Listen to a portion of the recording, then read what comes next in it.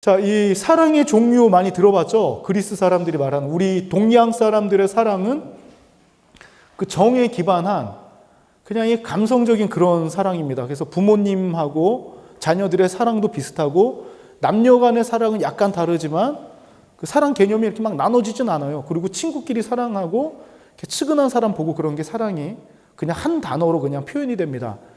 자, 그런데 이 서양에서는 특히 이 그리스 지역에서는 사랑의 종류가 세 가지가 있어요. 다 익히 아는 대로 아가페하고 그 에로스하고 이 필레오라는 세 가지 사랑이 있습니다. 아가페는 이 부모님이 자녀들을 향한 사랑이거나 아니면 예수께서 보여주셨던 그 희생적인 사랑을 말합니다. 내 목숨까지도 대신하는 그런 사랑을 아가페라 그래요. 자, 그리고 이 에로스라는 단어는 그 남녀 간의 사랑을 말합니다. 필레오는 어떤 사랑이냐? 이 동료 간의 사랑입니다. 우정 같은 사랑. 친구끼리 막 안타까워하고 이런 사랑을 필레오라 그럽니다. 자, 그런데 오늘 그 요한복음 그 21장 15절, 16절, 17절에 나오는 사랑이 이 두 가지가 써요. 처음에 예수님께서 딱 베드로를 보고 말씀하실 때 베드로야, 네가 나를 아가페 하느냐 물어봅니다. 자, 이때 베드로의 대답이 그래요. 주님, 그러합니다. 나는 당신을 필레오 합니다. 그러니까 주님께서 보여주셨던 사랑은 죽기까지 사랑하는 아가페 사랑이잖아요. 내가 너한테 보여준 사랑처럼 네가 나를 아가페 하느냐. 주님, 그렇습니다. 나는 당신을 필레오 합니다. 두 번째 물어봅니다. 주님이. 야, 베드로야, 네가 나를 아가페 하느냐. 죽기까지 헌신적으로 사랑하느냐. 또 베드로 대답은 변하지 않나요. 주님, 내가 필레오 합니다. 자, 여기까지 참 베드로가 굉장히 마음이 점점 불편해질 거예요. 세 번째 질문, 주님께서 뭐라고 물어보시냐면 그렇다면 네가 나를 필레오 하느냐. 예, 그렇습니다. 주님, 나는 당신을 필레오 합니다. 자, 이 반복되는 질문 가운데 이 베드로는 굉장히 마음이 힘들었을 것입니다. 왜냐하면 우리가 단순히 이 주님을 사랑한다고 고백할 때 우리의 사랑은 과연 이 아가페 하는가, 이 필레오 하는가, 이거는 좀 잘 한번 점검해 볼 필요가 있습니다. 내가 받은 사랑은 분명히 아가페인데 내가 주님께로 향한 사랑은 베드로의 고백과도 같이 필레오한 사랑이냐 아니면은 헌신적으로 사랑하는 것인가.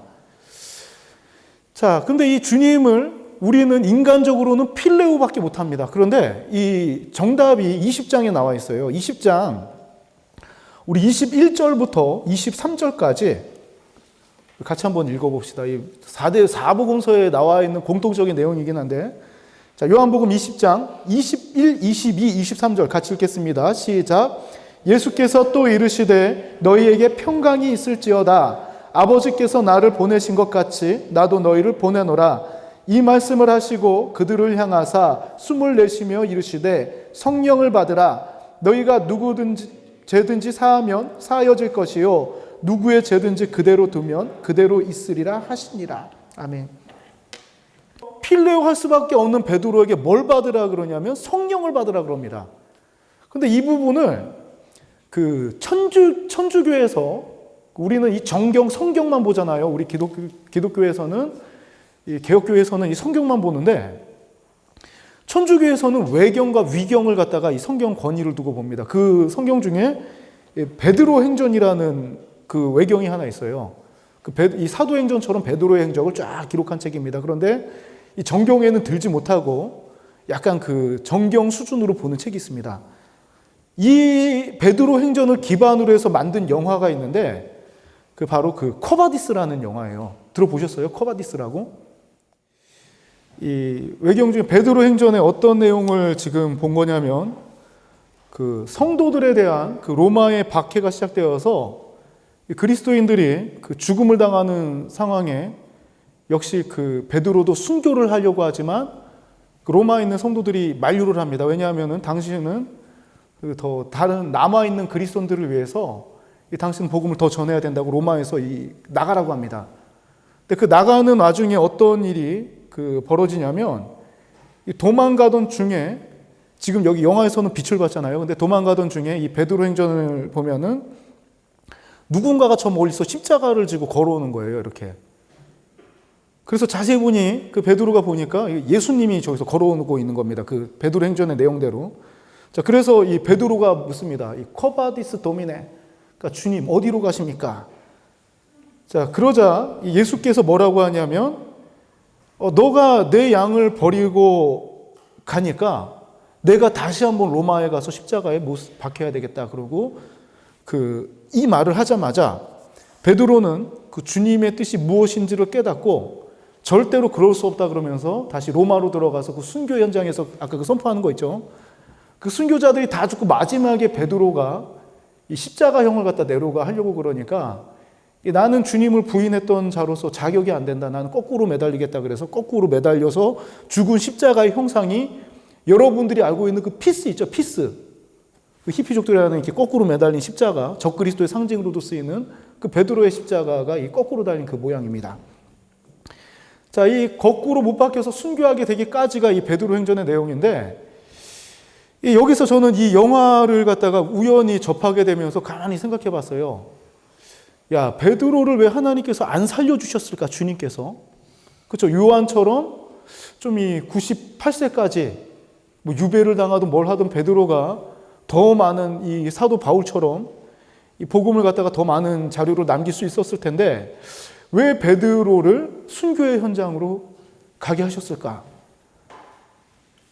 자, 저는 이 베드로 삶에 있어서 최고의 수치가 있습니다. 최고의 수치.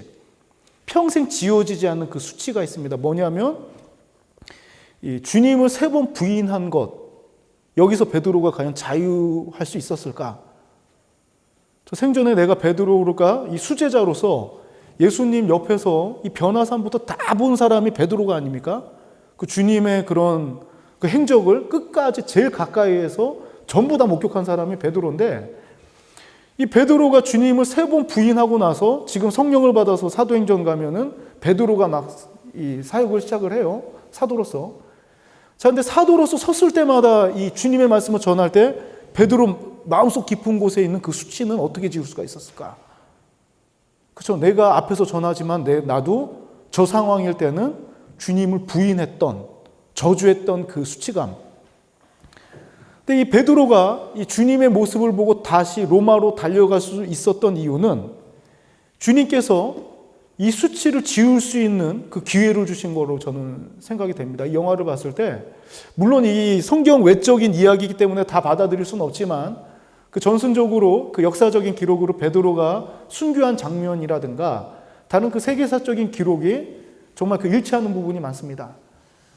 베드로가 평생 짐으로 지고 있던 그 수치를 벗기 위해서 그 벗을 기회를 주님께서는 이 순교의 현장으로, 복음의 현장으로 발길을 돌리시면서 베드로가 더 담대하게, 더 자신 있게 부인했던 베드로가 주님을 시인하는 자리로 저는 인도하신 걸로 이렇게 봅니다.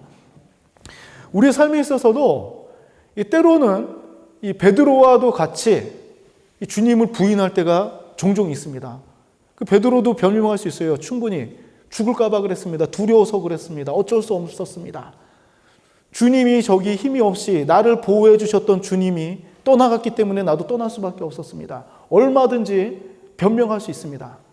우리 삶에 있어서도 얼마든지 변명거리가 있습니다. 하지만 저는 이 주님의 일을 할 때 정말 이 하나님께서 기회 주실 때마다 정말 이게 변명하는 모습이 아니라 이 주님을 붙잡는 우리 세비청년부가 되었으면 좋겠습니다.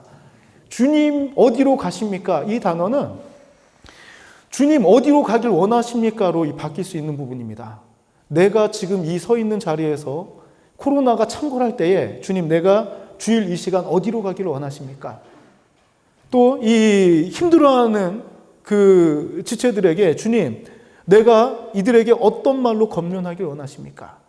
내 기도의 방향이 어디로 가야 합니까? 이 질문은 이 신앙생활에 있어서 굉장히 중요한 질문 같습니다.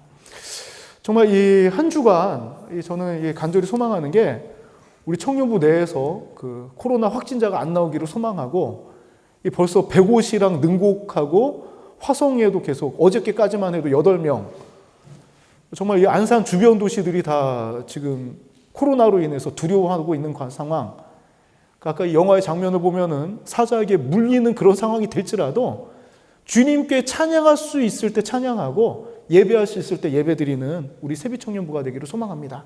정말 한 주간 강건하시고 다음 주에 이 자리에서 배웠으면 좋겠습니다. 우리 같이 기도하고 바로 축도로 예배 마치도록 하겠습니다.